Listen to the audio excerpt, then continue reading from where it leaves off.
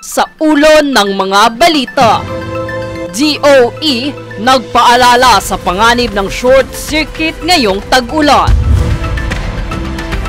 MMDA nais paigtingin ang traffic detection gamit ng AI.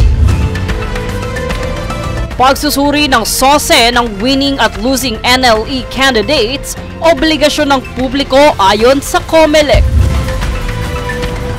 Guro makukulong ng 12 taon matapos mag-email ng bomb threats sa mga paaralan sa Metro Manila.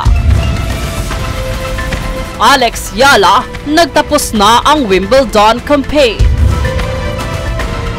Veteran showbiz columnist Lolit Solis pumanaw na.